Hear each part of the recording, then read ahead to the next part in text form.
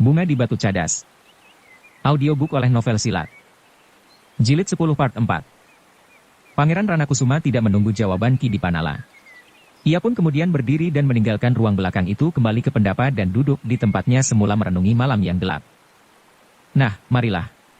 Kita harus menyelenggarakan tubuh Raden Rudira. Lukanya tidak begitu besar, tetapi agaknya justru karena ia terbanting dari punggung kudanya yang lari kencang dan darah yang mengalir dari lukanya itu, nyawanya tidak tertolong lagi. Para pelayan itu pun tiba-tiba menyadari keadaan yang sebenarnya. Mereka pun kemudian berebut dahulu menyediakan kelengkapan untuk jenazah Raden Rudira. Mereka seakan-akan tidak mau mengingat lagi bahwa di samping Raden Rudira masih ada juga Mandra. Tetapi mereka tidak dapat membiarkan mayat Mandra terbaring di tempatnya. Mereka pun harus menyediakan sepotong kain putih untuknya. Dalam pada itu, malam pun menjadi semakin dekat menjelang fajar. Pangeran Ranakusuma masih saja duduk di pendapa, seakan-akan tidak ada lagi niatnya untuk berdiri dan masuk ke dalam istananya yang megah itu. Seakan-akan dunianya sudah menjadi buram dan lampu-lampu tidak dapat menyala lagi dengan terang. Setelah semuanya selesai, maka jenazah Raden Rudira pun dibaringkannya di ruang tengah, diselimuti dengan sehelai kain putih yang baru, dikelilingi oleh para pengiringnya dan abdi-abdinya yang lain. Sedang di belakang, mayat Mandra pun sudah diselimutinya pula. Hanya 1-2 orang kawan dekatnya sajalah yang menungguinya dengan penuh penyesalan bahwa Mandra sudah berkhianat. Dengan dada yang berdebar-debar Ki Dipanala pun kemudian pergi menghadap Pangeran Ranakusuma untuk menyampaikan bahwa semuanya sudah selesai. Bahkan perempuan-perempuan pun sudah mulai menyediakan keperluan yang lain. Sebagian dari mereka telah menyediakan masakan untuk menjamu tamu-tamu yang tentu akan berdatangan dan menyediakan selamatan, sedang yang lain sudah sibuk mengatur kelengkapan penguburan jenazah yang sudah dibaringkan itu. Alat-alat upacara, dan apabila matahari telah terbit, mereka harus membeli bunga terutama melati dan mawar. Jangan memberitahukan kepada siapapun sebelum semuanya selesai, desis Pangeran Ranakusuma. Semuanya sebenarnya sudah selesai Pangeran, jawab Ki Dipanala, tetapi apakah tidak sebaiknya Ayahanda Raden Ayu Galihwarit diberitahu sekaligus Adinda Raden Rudira yang ada di sana? Aku sendiri akan memberitahukan kepadanya dengan membawa Galihwarit. Ki Dipanala hanya dapat menarik nafas dalam-dalam. Ia tidak dapat mencegahnya lagi. Agaknya dorongan untuk menyerahkan kembali Raden Ayu Galihwarit sudah tidak tertahankan lagi. Seandainya perempuan itu tidak berkhianat, mungkin sakitnya akan justru menimbulkan iba yang dalam. Tetapi kini bagi Pangeran Ranakusuma, Raden Ayu Galihwarit adalah duri yang menusuk jantungnya. Tanpa mempersoalkan Raden Ayu Galihwarit, Ki Dipanala bertanya pula, jadi, siapakah yang sebaiknya hamba beritahu tentang Raden Rudira? Pangeran Ranakusuma tidak segera menjawab. Ditatapnya ke-8 malam yang justru berangsur menjadi kemerah-merahan. Ki Dipanala sama sekali tidak berani mendesaknya. Ia hanya dapat menunggu sambil menundukkan kepalanya. Panggil Juiring, tiba-tiba saja terloncat dari mulut Pangeran Ranakusuma sehingga Ki Dipanala pun terkejut karenanya. Maksud Pangeran, hamba harus pergi ke Jati Aking. Kau dapat menyuruh orang lain. Kau di sini mewakili aku. Tetapi keadaan Raden Juiring yang selama ini seakan-akan selalu diintip oleh bahaya, membuatnya selalu bercuriga kepada siapapun juga. Hamba kurang yakin, apakah Raden Juiring mempercayai orang lain kecuali aku. Jika begitu, orang yang akan pergi itu akan membawa sepucuk surat yang akan aku tanda tangani. Ki Dipanala menarik nafas. Meskipun orang itu membawa surat yang ditanda tangani oleh Pangeran Ranakusuma, namun sebenarnya lah bahwa kepada ayahandanya sendiri Raden Juiring sudah menaruh curiga. Namun demikian tanda tangan itu memang merupakan kemungkinan terbesar untuk memanggil Raden Juiring. Demikianlah seorang utusan telah berpacu ke Jati Aking tanpa menunggu fajar. Meskipun kemungkinan untuk menghadiri penguburan jenazah adiknya terlampau kecil bagi Juiring. Ia tidak akan dapat sampai di Istana Ranakusuma dekat setelah tengah hari. Dalam pada itu, setelah semuanya selesai, maka Pangeran Ranakusuma pun segera memerintahkan untuk mempersiapkan kereta. Di pagi-pagi benar ia ingin pergi sendiri ke rumah mertuanya mengantarkan Galihwarit yang masih belum sadar. Kau di rumah, berkata Pangeran Ranakusuma kepada Ki Dipanala, aku akan pergi membawa Galihwarit bersama tabib itu. Ia akan dapat menolongku jika tiba-tiba saja Galihwarit sadar di perjalanan. Hamba Pangeran. Suruhlah para pelayan menyiapkan tempat bagi mereka yang akan datang melawat. Aku tidak dapat menolak jika orang-orang asing itu datang. Tetapi aku juga tidak akan merahasiakan siapakah yang telah membunuh anakku, meskipun aku tidak dapat mengatakan seluruh peristiwanya. Hamba Pangeran. Rasa-rasanya fajar datang terlampau lambat. Pangeran Ranakusuma hampir tidak sabar lagi menunggu. Ia ingin segera menyingkirkan Galihwarit dan menyerahkannya kembali kepada ayahnya. Demikian fajar menyingsing dan dedaunan yang hijau mulai tampak kemerah-merahan, maka Raden Ayu Galihwarit yang masih belum sadar itu pun diangkat dan dimasukkannya ke dalam kereta. Sejenak kemudian maka kereta itu pun mulai bergerak membawa Raden Ayu itu kembali ke istana orang tuanya. Ketika kereta itu sampai di regol halaman, maka Pangeran Ranakusuma menjenguk sejenak sambil berkata kepada Dipanala, "Aku tidak lama. Persilahkan para tamu lebih dahulu. Katakan bahwa aku pergi menjemput Wari. Jangan sebut-sebut tentang Galihwarit." "Hamba Pangeran," jawab Ki Dipanala. "Jangan sebut tentang Mandra. Ia akan dikubur setelah para tamu yang melawat Rudira pulang." "Hamba tuanku."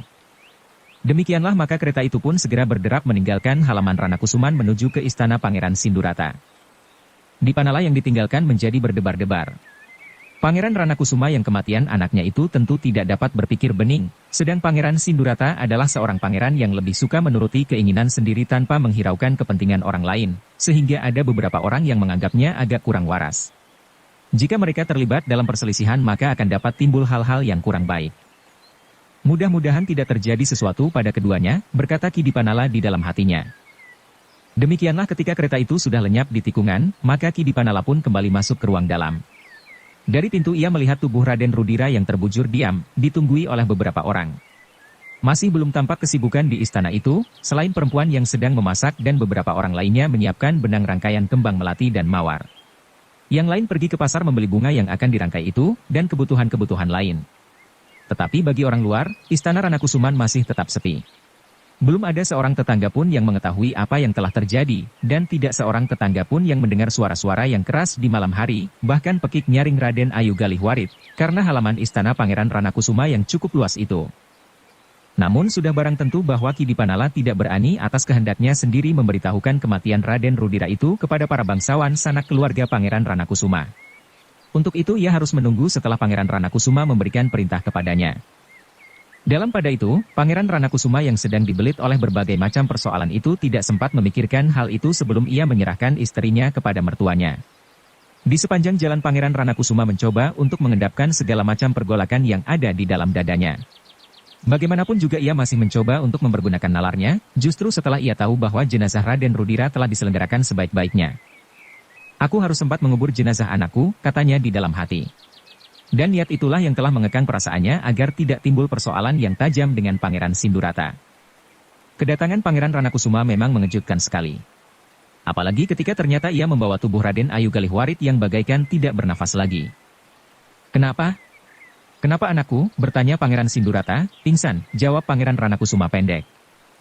Oh, Pangeran Sindurata pun menjadi bingung.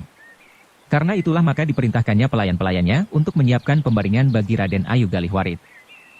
Rara Warih yang memang sedang berada di rumah kakeknya itu pun terkejut bukan buatan. Hampir saja ia tidak dapat menahan jeritnya, jika ayahnya tidak berbisik kepadanya, "Jangan gelisah. Ibumu hanya pingsan." Demikianlah maka Raden Ayu Galihwarit pun segera dibaringkannya di pembaringan di dalam bilik ibundanya. Seluruh keluarga menjadi bingung dan gelisah. Wajah Raden Ayu Galihwarit yang cantik itu tampak pucat seperti kapas. "Kenapa dia, Hi?" bertanya Pangeran Sindurata pula. Pangeran Ranakusuma mencoba untuk menahan hatinya dan berbicara dengan nalarnya. Katanya, "Ada beberapa persoalan yang akan aku sampaikan. Tetapi bagaimana dengan istrimu?" "Tidak apa. Aku membawa seorang tabib." Pangeran Sindurata memandang tabib yang masih muda yang masih berdiri di halaman itu sejenak. "Lalu, apakah ia tabib yang baik?" "Ya.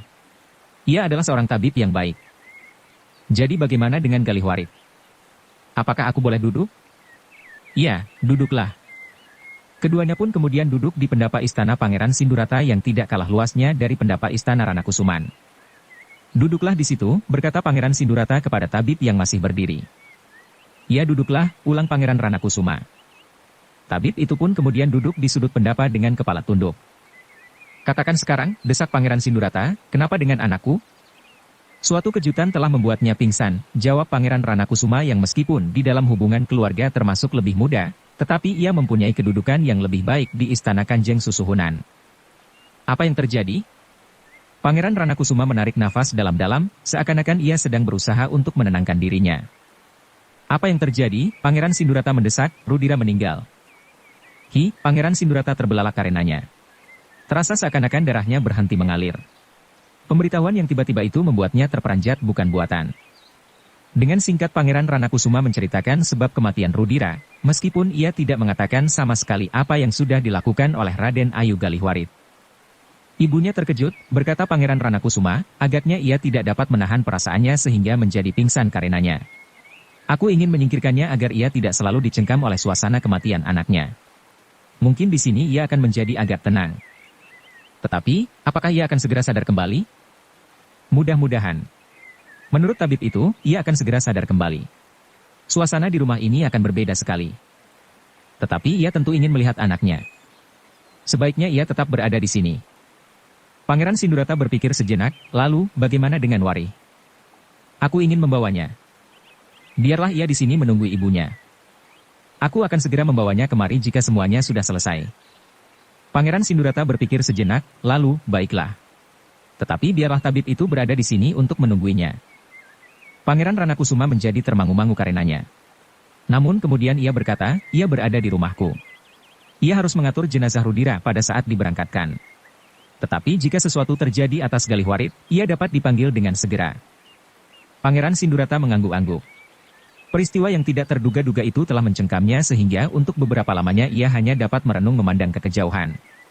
Rudira adalah cucunya yang menyenangkan baginya, meskipun anak itu agak bengal. Namun tiba-tiba saja ia mati terbunuh oleh peluru Kumpeni. Dan tiba-tiba saja Pangeran Sindurata itu menggeram, siapa yang sudah menembak Rudira? Pangeran Ranakusuma termangu-mangu sejenak. Namun kemudian ia menggelengkan kepalanya, aku tidak tahu. Jika aku tahu, desis Pangeran Sindurata, tanpa merubah sikapku kepada Kumpeni. Namun aku dapat berurusan dengan orang yang menembak cucuku secara pribadi. Pangeran Ranakusuma tidak menyahut. Jika ia mengetahui persoalan Galihwarit yang sebenarnya, tentu ia akan berpikir lain. Biarlah ia mengetahui dengan sendirinya. Yang berhak membuat persoalan ini menjadi persoalan pribadi tanpa merubah sikap dan hubungan dengan Kumpeni adalah aku, berkata Pangeran Ranakusuma di dalam hatinya, mungkin aku memang seorang pengkhianat bagi Surakarta. Mungkin aku telah menjual harga diri bangsaku. Tetapi harga diri pribadiku akan aku selesaikan dengan Dungkur, Panderpol, Setepen atau siapa lagi. Demikianlah, maka sejenak kemudian, Pangeran Sindurata telah memanggil cucu perempuannya. Dengan hati-hati ayahandanya, Pangeran Ranakusuma memberitahukan apa yang telah terjadi dengan kakaknya, Raden Rudira. Kamas Rudira terbunuh, mata gadis itu terbeliak. Wari, berkata Pangeran Ranakusuma, tentu tidak seorang pun yang menghendaki hal itu terjadi. Tetapi memang kadang-kadang yang terjadi itu berada di luar kehendak kita. Dan kita sama sekali tidak berkuasa untuk menolaknya. Jadi, Kamas Rudira sudah meninggal. Pangeran Ranakusuma menarik nafas dalam-dalam. Ia menjadi semakin pedih ketika anak gadisnya itu berlari dan menjatuhkan kepalanya di pangkuannya. Kenapa hal itu terjadi ayahanda? Kenapa? Pangeran Ranakusuma mengusap rambut anak gadisnya. Beberapa orang keluarga yang lain pun kemudian mengerumuninya dan mencoba menghiburnya. Tetapi Rara Warih masih saja berteriak. Sudahlah Warih. Ibumu pingsan karena kejutan perasaan. Jika ia sadar, dan ia mendengar kau berteriak-teriak, ia akan menjadi pingsan lagi. Bukan saja ibundamu, tetapi aku pun dapat menjadi pingsan pula. Kata-kata ayahnya agaknya dapat memberikan sedikit kesadaran kepadanya, bahwa ia pun harus berusaha mengekang perasaannya. Itulah sebabnya maka tangisnya menjadi sedikit mereda. Kenapa ayahanda? Kenapa Kamas Rudira meninggal? Suatu kecelakaan yang tidak dapat dihindari lagi Warih. Tangis gadis itu pun semakin lama menjadi semakin surut. Tetapi ia masih saja terisak-isak sehingga rasa-rasanya ia tidak dapat menarik nafas lagi. Berkemaslah Warih, berkata ayahnya, kau pergi bersama ayahanda mendahului Eyang dan keluarga yang lain. Rara Warih pun menganggukkan kepalanya. Dilepaskannya ayahnya dan ia pun kemudian berdiri untuk berkemas. Aku akan segera menyusul jika Galihwarit telah sadar, berkata Pangeran Sindurata. Demikianlah maka setelah Rara Warih selesai, ia pun segera pergi mengikut ayahandanya kembali pulang. Sementara Pangeran Sindurata dan keluarganya sibuk mencoba menyadarkan Raden Ayu Galihwarit. Tetapi, berkata Pangeran Sindurata, pada saatnya ia akan sadar dengan sendirinya seperti yang dikatakan tabib yang merawatnya sebelum ia dibawa kemari. Ia akan sadar, dan ia akan mendapatkan suasana yang lain dari suasana di rumahnya. Meskipun demikian, masih saja seseorang tua mencoba menggosok daun telinganya dengan berambang dan telapak kakinya dengan minyak kelapa.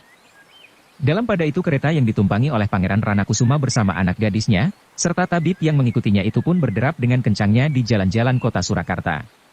Beberapa orang yang lewat di pinggir jalan menjadi heran melihat kereta yang berlari kencang itu. Namun mereka tidak menyangka bahwa di dalamnya duduk Pangeran Ranakusuma dan putrinya yang sedang dicengkam oleh kepedihan hati. Ketika kereta itu memasuki halaman Istana Ranakusuman, ternyata pendapaannya masih sepi. Yang tampak sibuk hanyalah para pelayan di ruang belakang dan di dapur.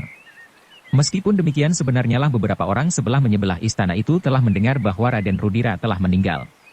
Satu dua orang pelayan yang keluar istana sempat menceritakan apa yang sudah terjadi di dalam istana itu, meskipun hanya sekedar yang dapat mereka lihat.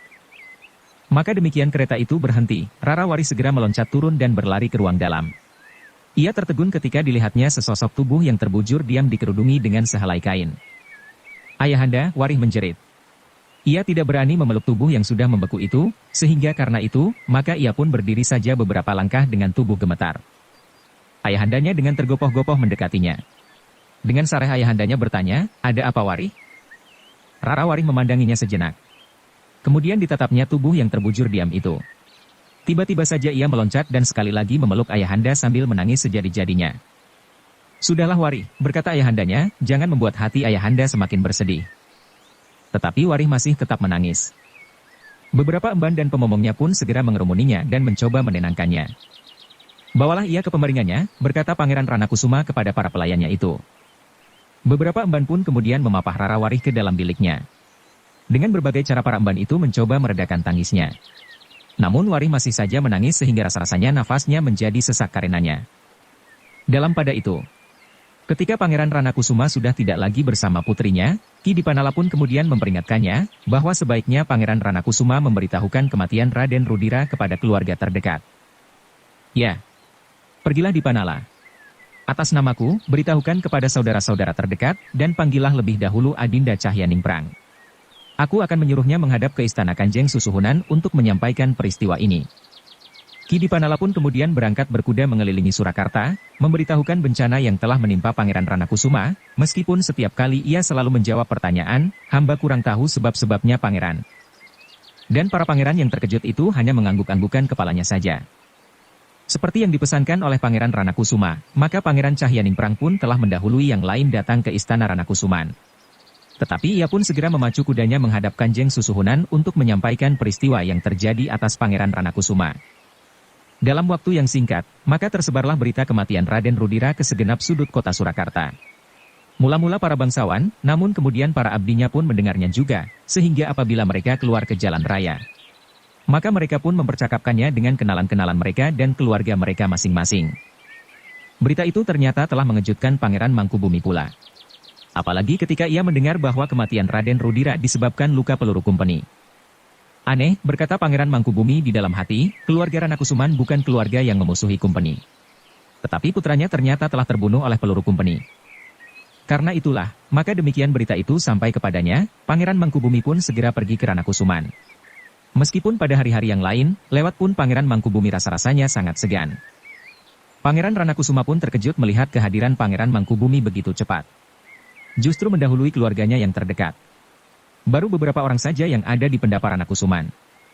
Tentu luka peluru Kumpeni itulah yang menarik perhatiannya, berkata Pangeran Ranakusuma di dalam hatinya. Dengan diantar oleh Pangeran Ranakusuma, Pangeran Mangkubumi pun melihat jenazah Raden Rudira yang terbujur diam. Tetapi jenazah itu sudah terbungkus rapi dengan kain yang putih bersih. "Sayang sekali," tiba-tiba Pangeran Mangkubumi bergumam. Pangeran Ranakusuma memandang wajah Pangeran Mangkubumi sejenak. Wajah yang keras seperti hatinya yang membayang pada sorot matanya. Agaknya Pangeran Mangkubumi merasakan pandangan itu, sehingga katanya kemudian, "Putra Kamas Pangeran masih terlalu muda." "Ya, ia masih terlalu muda. Benar-benar perlakuan yang tidak adil. Apakah Kamas tidak berkeberatan mengatakan kepadaku, apakah sebabnya Rudira luka oleh peluru?" Pangeran Ranakusuma menarik nafas dalam-dalam. Ia tidak segera dapat menjawab pertanyaan itu. Bahkan kemudian sambil merenungi jenazah anaknya ia berkata di dalam hati, "Jika aku dapat berdiri tegak di atas kedua kaki sendiri seperti Adimas Pangeran Mangkubumi, maka tidak banyak persoalan lagi yang harus aku pertimbangkan." Tetapi sayang, bahwa Ranakusuma berdiri di atas yang berbeda dengan Pangeran Mangkubumi. Karena Pangeran Ranakusuma tidak segera menjawab, maka Pangeran Mangkubumi pun mengulangi pertanyaannya, "Apakah yang sebenarnya telah terjadi dengan Rudira?" "Aku masih belum tahu pasti, Dimas. Aku sedang menyelidikinya," jawab Pangeran Ranakusuma kemudian. "Tentu Adimas heran bahwa hal ini telah terjadi. Aku tidak dapat menyembunyikan kenyataanku di hadapan Adimas, bahwa aku mempunyai hubungan yang baik dengan Kumpeni. Namun yang terjadi adalah kematian Rudira oleh peluru Kumpeni." Pangeran Mangkubumi mengangguk-anggukkan kepalanya. Katanya kemudian, ia pernah dalang ke Sukawati.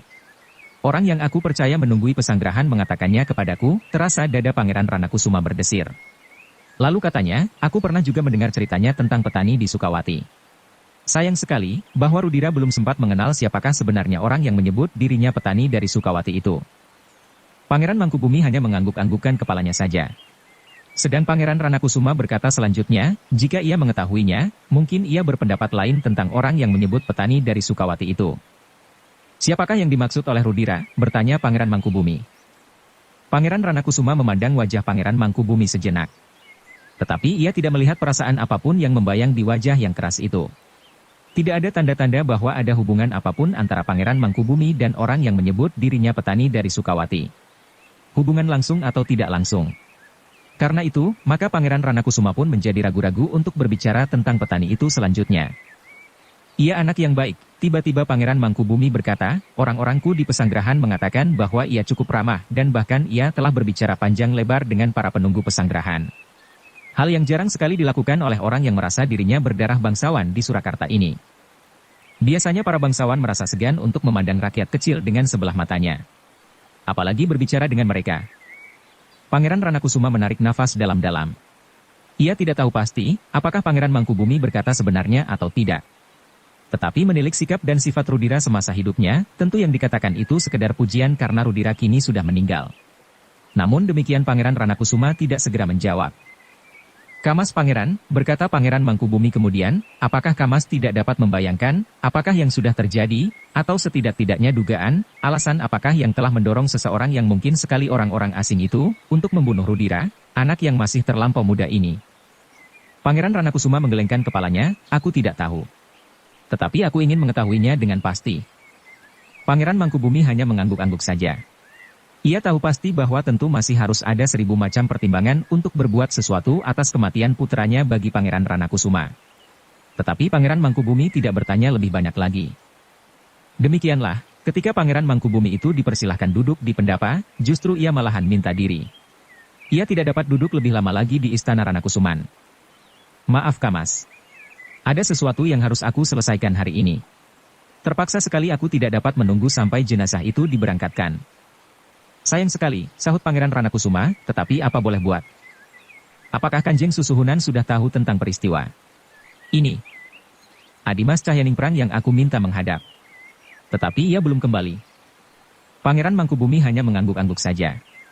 Dan ia pun benar-benar meninggalkan Istana Ranakusuman sebelum orang lain. Terutama para pangeran berdatangan. Bahkan Pangeran Sindurata pun belum. Bersambung ke jilid 10 part 5. Dukung kami dengan subscribe, follow, like, komen dan share. Terima kasih.